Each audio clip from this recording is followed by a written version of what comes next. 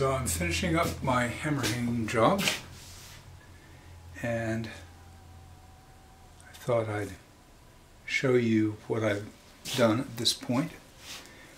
I've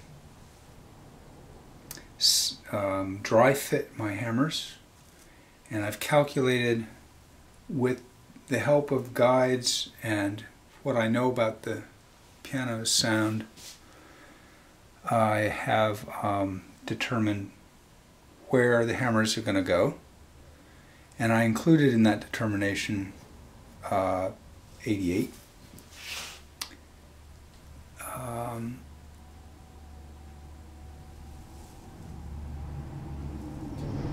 And now I am setting the hammers to be at strike. And I do that with my regulating rack templates, which have been set to strike height. And this support, which I just push up on until the hammers touch the bottom of the template.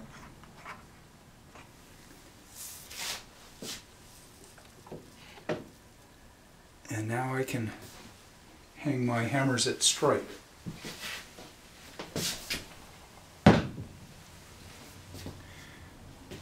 One interesting detail in my determination of where the hammer should go is that there is a considerable difference in size of the hammers between 54 and 71.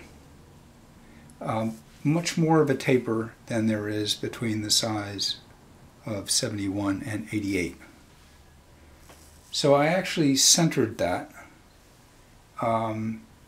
In terms of the bore distance, because that is custom fit to the string heights, I could have used the same line to support the hammers in both sections.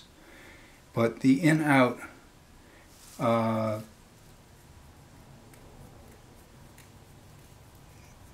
means the difference in size of the shoulders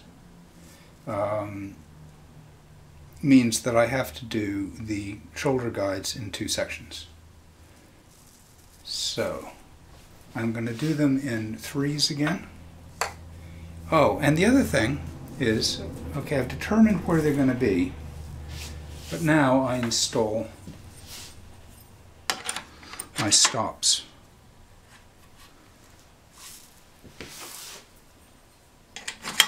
And they are the memory of where this line is. And it allows me to back up the hammer guide, the shoulder guide. If I didn't do that, basically that shank gets so close that the glue that would be on it will transfer itself to the guide, and this one just plain won't fit, nor will any of these. So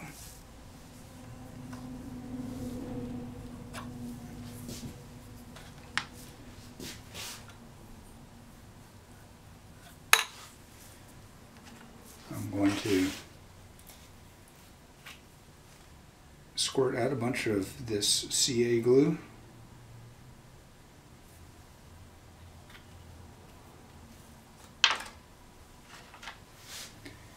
And I apply it to both the shank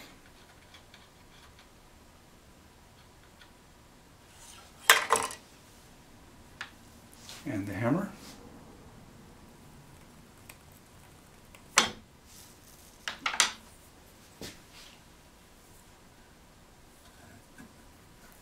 Spin it on. And now I need my guide in place.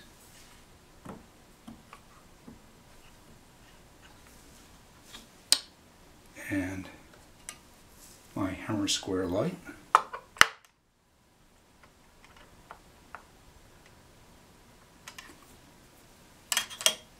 And then every third hammer.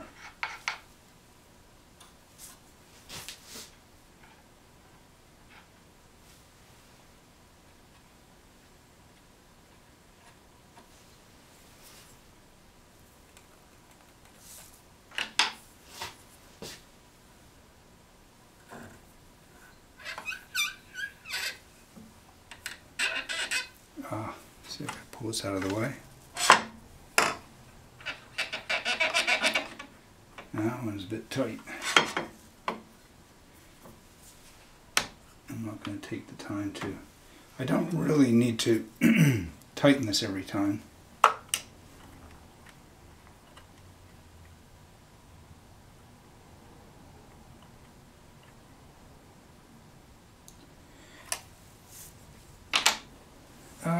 This is a height that I like, but I'm 6'2", and somebody else might not be.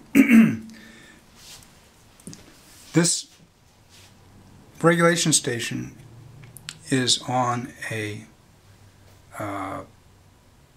Nodin adjust-a-bench, and it can go way higher than it currently is, and it can go a fair amount lower than it currently is. The adjust-a-bench net height with the custom key bed on it goes from 32 to 50 inches, and it's stable at any of those heights. I have a lightweight version which doubles as an action trolley, and it weighs under 30 pounds. This weighs about 160 pounds, made of steel. The lightweight one is made of aluminum and weighs under 30, including its top and shelf. And it also is adjustable, but it goes from key bed height to piano lid height, approximately 24.5 inches to 39.5 inches.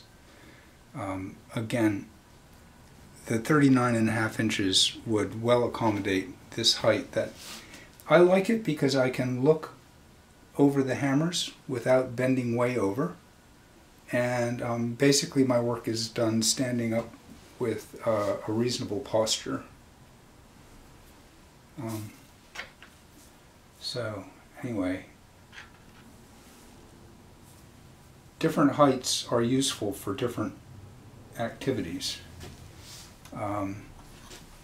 Positioning jacks in the repetition lever window. I like to have a low height, and I light it with a lighting rail from the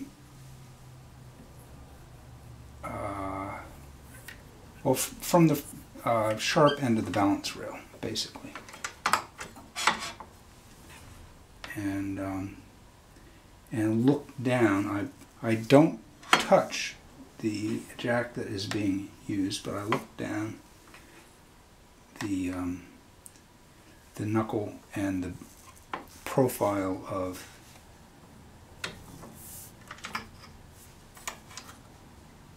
the jack. And at a low level, that is very easy. You go very quickly, and you don't have to go from the ends. You can just look down on it.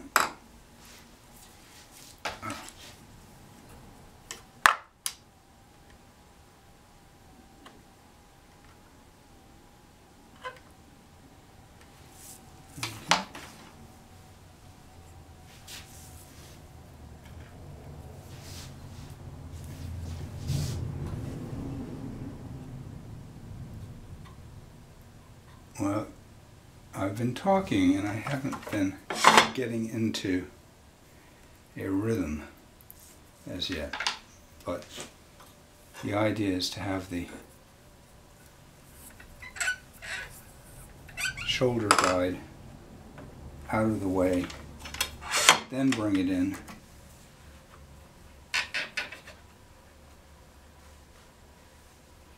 I test by sound to make sure that it's not hanging up on either the shoulder or the tail. Test with the hammer square light that I'm vertical.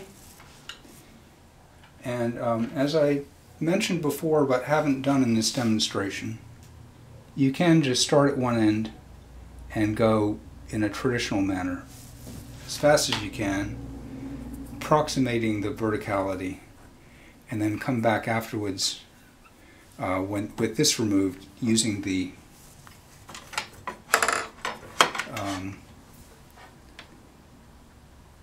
proper hammer square and clean up whatever inconsistency there might be.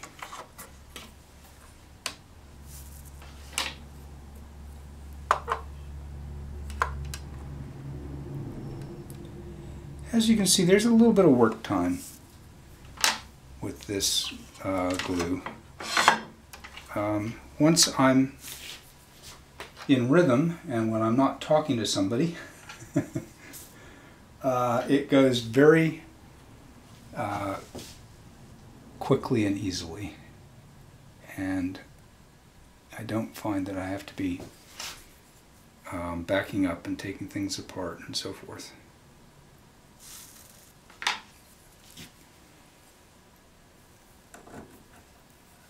Okay, after I do this last one of this round, I'm just going to bring the camera around so that you can see where I'm working from, what it looks like from my side of the thing. By the way, with the regulation station, I probably spend about a third to a half of my working time at the back of the action, and it's just very convenient to be able to get right up to it,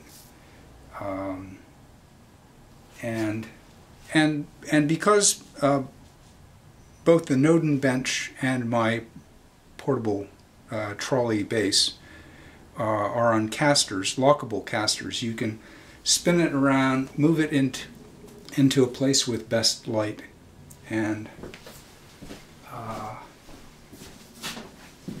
that is very convenient. In fact, if I can not get caught on cords, which isn't necessarily given, I can just spin it around to show you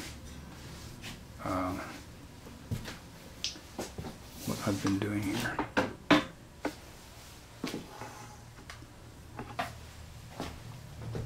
Okay, I'm going to release the camera from its tripod and hopefully not cause a problem.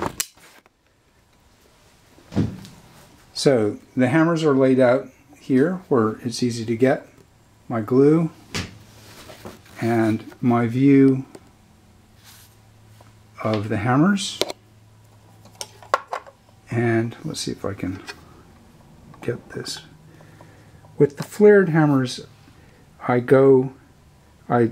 I'm perpendicular to the angle, to the hammer. I'm following the flare of the hammer rather than, okay, let's see. Anyway, you can very quickly assess whether the hammer is vertical. So this is Chris Brown RPT of TPR Tools, home of the regulation station, and a demonstration of the hammer hanging attachment. Thank you very much.